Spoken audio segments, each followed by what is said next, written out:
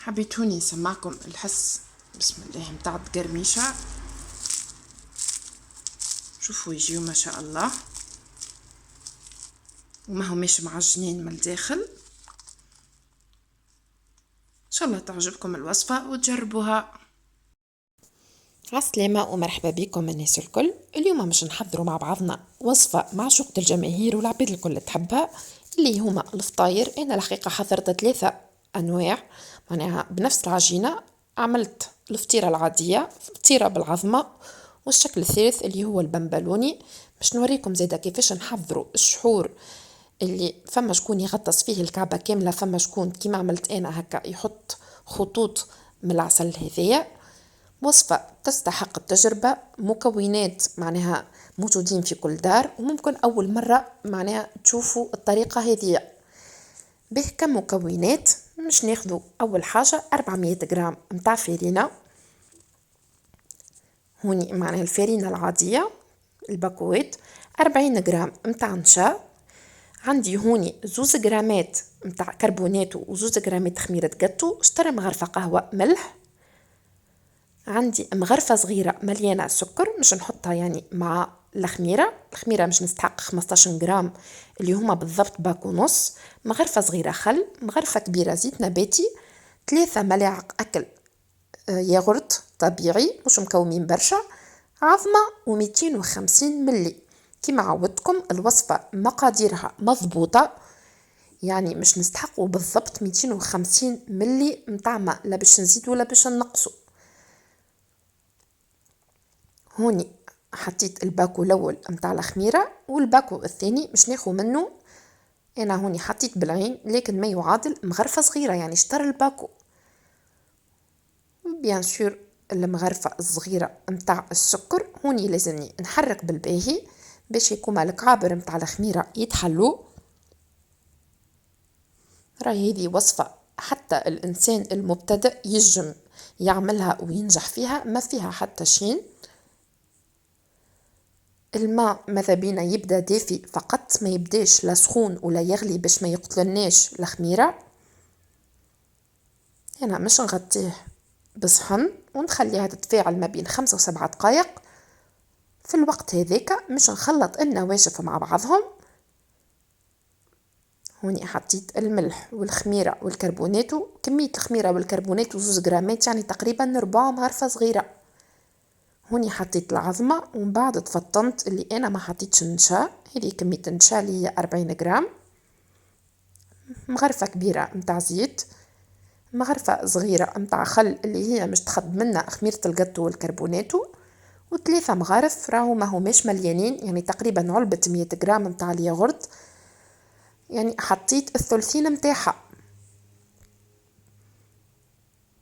هوني نبدا نحرك، ومن بعد مش نضيف الكمية متاع الخميرة. شوفوا كيفاش في وقت راهو معناها قصير الخميرة تطلع وتتفاعل وتعمل فقاعات. هوني صبيت الكمية كاملة، وراني مانيش مش نستعمل يديا كومبليتمون في العجنات، يعني العملية الكل مش تكون باستعمال المغرفة. حاب نقول لكم انه العملية متاع التخبيط متاع العجينة تشوفوا الطريقة كيفاش مهمة ياسر، خاطر باش نخدموا بها الجلوتين متاع الفارينة. هوني مش تلاحظوا انه العجينة ما هيش رطبة بالباهي، لكن على قد ما نخليوها تخمر وكل مرة نعاودوا نهبطوا العجينة ونخدموها بالمغرفة كل مرة تولي ليس. انا هوني حسيت العجينة جرية شوية، ضفت مغرفة ماكلة مليانة من الفارينة، يعني الكمية ككل متاع الفارينة 420 جرام. واذا كان راهي الفارينة متاعكم من نوع اللي تشرب تستحقوا 400 جرام فقط. به هوني شوفوا كيفاش نخدم العجينة، تقول عليا نخبط فيها باستعمال الملعقة.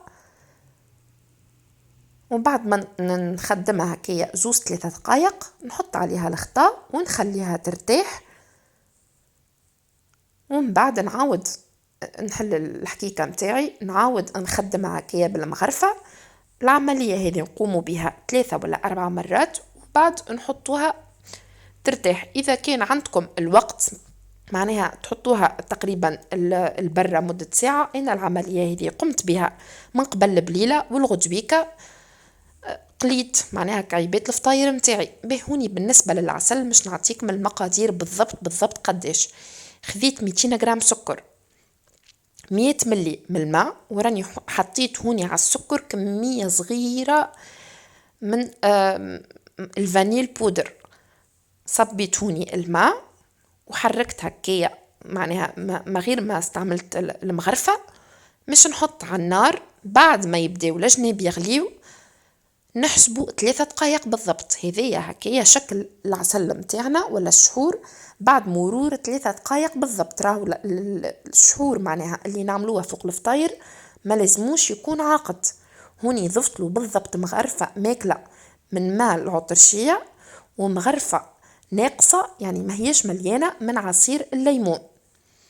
راهو ماء العطرشية نجمو نعوضوه بماء الورد، ماء الزهر، ولا حتى الروح متاع العطرشية، معناها نحطو هكا قطرتين ولا 3 نفوحو بيه العسل متاعنا. شوفوا هوني حطيت قطرات من الشهور، لازم القوام يكون هكايا يتلصق.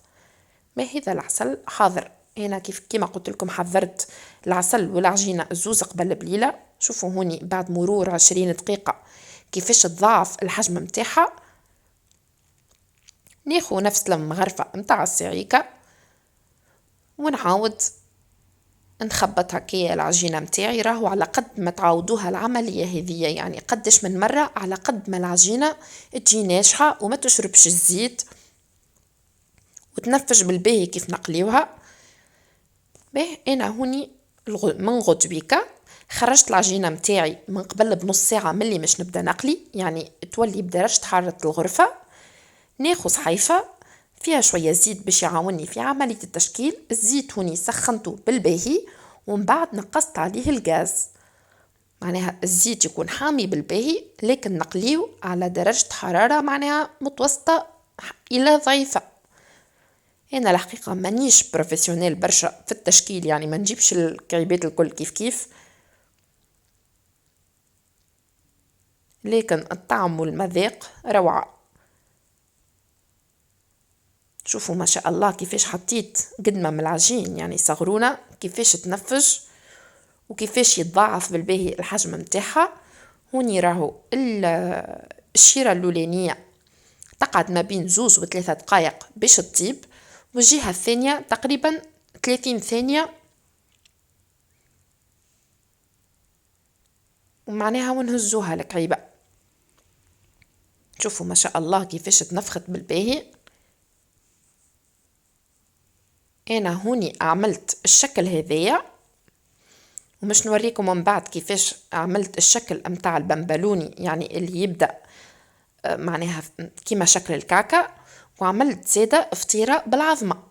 راهو الفطيرة بالعظمة فما شكون يعملها يعني قطعة متاع عجين يفقر العظمة في الوسط كيما البريكة، يرجع عليها العجينة ويقليها. انا الحقيقة ما نحبهاش الطريقة هذية. نعمل معناها الفطيرة نطيبها من الشيرة الأولى، نقلبها، بعد نفقر العظمة، نقعد نرمي عليها الزيت السخون بشوية لين العظيمة متاعي تطيب. إذا كانت تحبوا العظيمة متاعكم رايبة ما تحطوهاش برشا وقت، إذا كانت تحبوها طيبة ولا يابسة حطوها أكثر وقت في الزيت السخون. هوني تشوفوني كيفاش فقرت العظيمة. نقعد هكايا بالمغرفة نحط الزيت فوقها لين العظيمة متاعي تطيب. عملية سهلة برشا ما تستحقش معناها برشا مجهود. كما قلت لكم إذا تحبوا تسهلوا على رواحكم تحضروا العجينة من الليل تحطوها تخمر في الفريجيدير، والغدويكا قبل بنصيف ساعة من عملية القليان تخرجوا العجينة متاعكم تولي في درجة حرارة الغرفة وتبداو تقليو. عملية بسيطة على الأخر. جاو ما شاء الله يتقرمشوا من برا وطريين من الداخل، ما هماش شاربين الزيت. فما حتى شكون معناها ما يعملش معاهم شهور يحب يغطسهم في السكر. وني شوفوا الكعيبة متاعنا اللي بالعظمة طابت.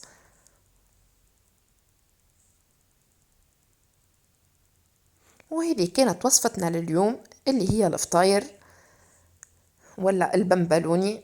عملوها بالشكل اللي تحبوه عليهم، صدقوني جاو ولا أروع.